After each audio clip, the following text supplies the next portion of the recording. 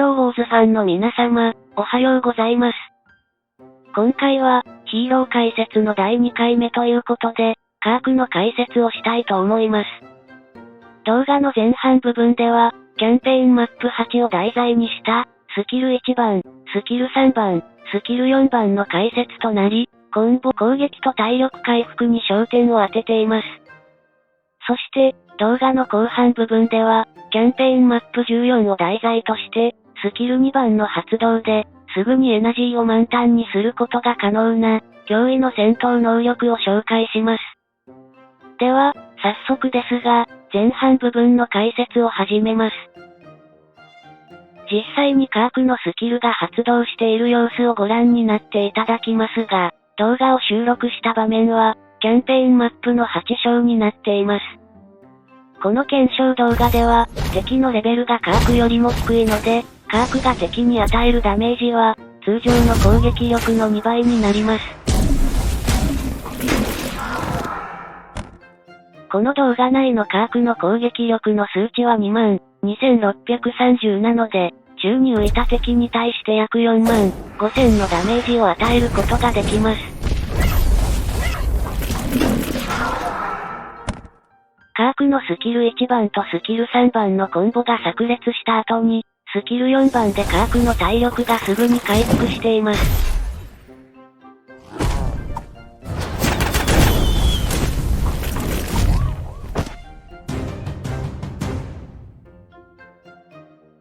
ここからは、再生速度10分の1のスーパースロー再生になります。敵に対して、スキル1番とスキル3番を発動した後に、スキル1番が再び発動しています。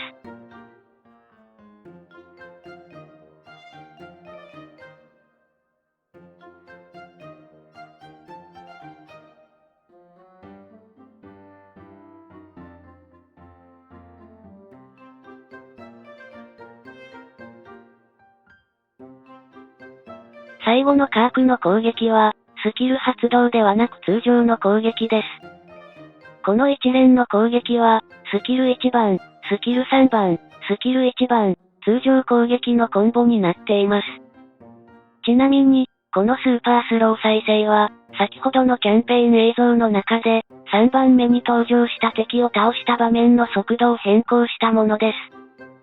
通常速度でカークの戦闘シーンを見ても、カークのスキルに精通している人でないと、何が何だかわからないと思います。いかがだったでしょうか？カークは、敵を空中に放り投げてからスキルを発動しますが、倒しきれなかった敵に対して、2秒間ほどスタンさせる能力もあるので、敵はカークの連続攻撃を受け続ける場合もあります。さて、今からキャンペーンマップの第14章を題材にして、カークのスキル2番を解説します。参考情報として、この戦闘に登場するカークチームは、総合パワーが16万ほどになっています。このキャンペーンマップ14の特徴は、敵の装甲がとても分厚く、体力も相当あります。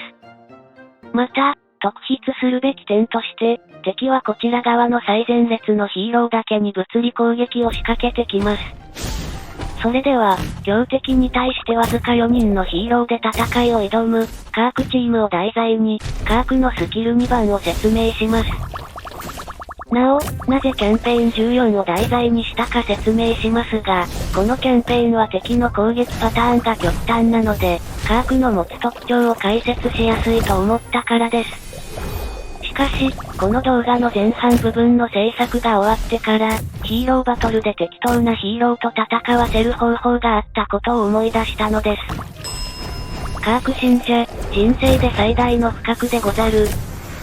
さて、カークのスキル2番の解説を始めようと思います。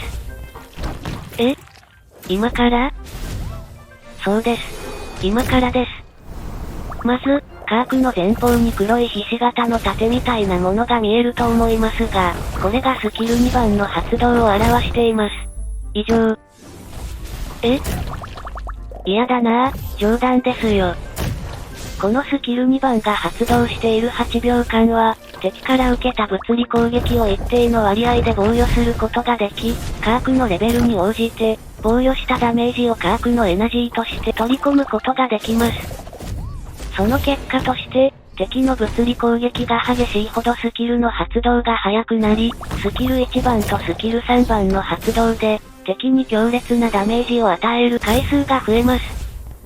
そして、科学が持つスキル4番の効果により、敵に与えたダメージの一部で、自分のヒットポイントの回復を促進することが可能なのです。この連鎖が一度始まると、あっという間に敵を瞬殺してしまうので、科学が最強と言われているゆえんになります。今回の解説動画には登場していませんが、カイはフェイスレスと同様に敵を空中に放り投げるスキルを持っているので、科学、フェイスレス、カイでコンビを組んだ場合は、最強と言われています。なお、この戦闘を最後まで見続けた場合、動画の長さが11分になってしまうので、ここからは8倍速で最後のシーンまでスキップしようと思います。さて、いかがでしたでしょうか？科学は強烈なアーマー貫通力を備えているので、どのような敵にでも立ち向かっていけるパワーがあります。しかし、ある程度のレベルまで強化をしてから実戦に投入しないと、簡単に負けてしまう装甲の薄さが弱点です。スキンやアーティファクトを強化していない場合、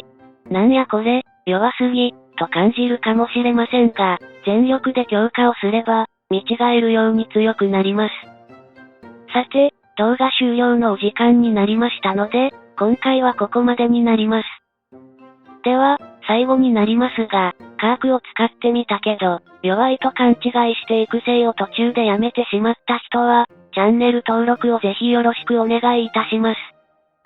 それでは、今回も動画を最後までご視聴していただき、ありがとうございました。また次回の動画でお会いしましょう。